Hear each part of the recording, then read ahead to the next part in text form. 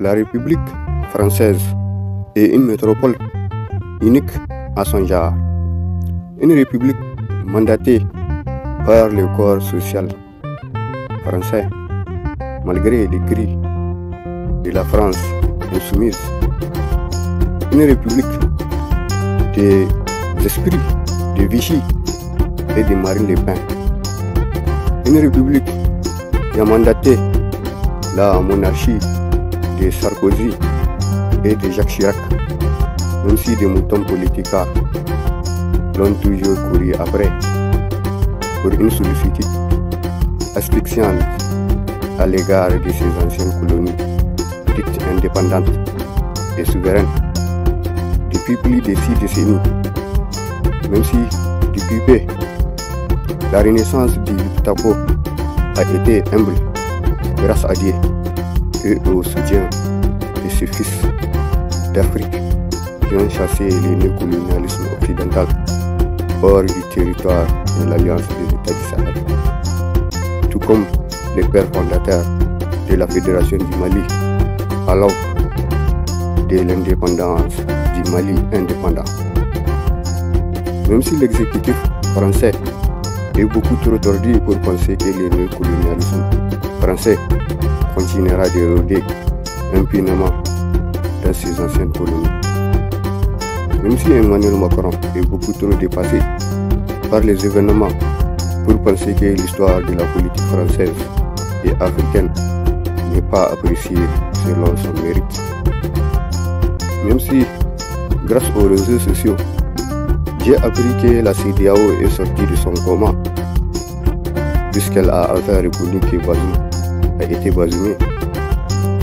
Grâce au général Tchani, nous avons appris que les terroristes capturés sur le front sont relâchés par les moutons naïfs sous le seul prétexte qu'ils seraient des alliés, même si le Lukaku n'a jamais cessé de chercher une alliance unique fondée sur les principes, le respect, la confiance et la compassion, qui sont des principes qui ont animé les pères fondateurs du fédéralisme du Mali indépendant.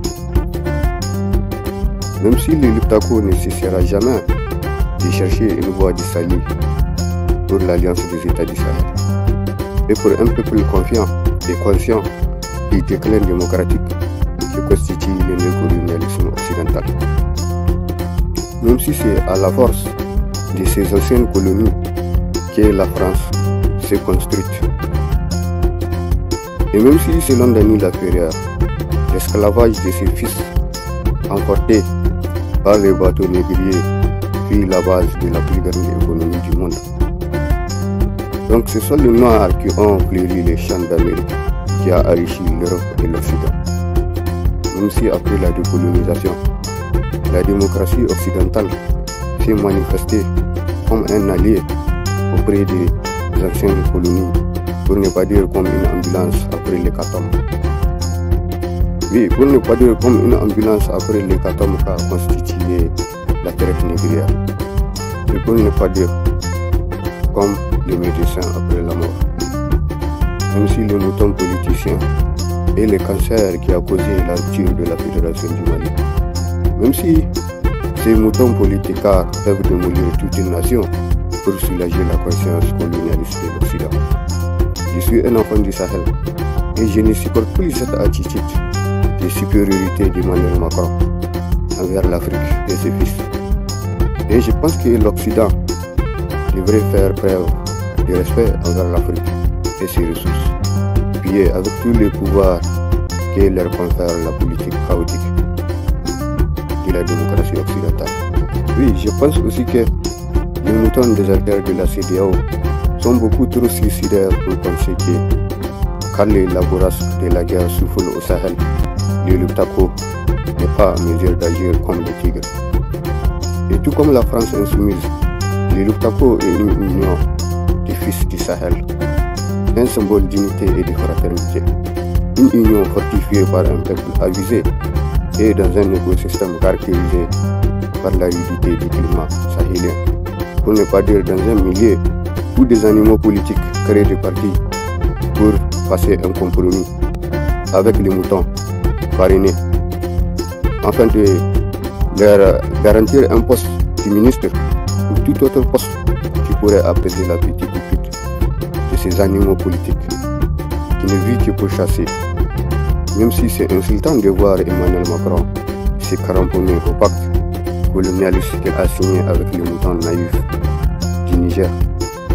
Même si la France moralisatrice est beaucoup trop colonialiste pour penser que les moutons politiciens continuera les manœuvres néocolonialistes de l'Occident.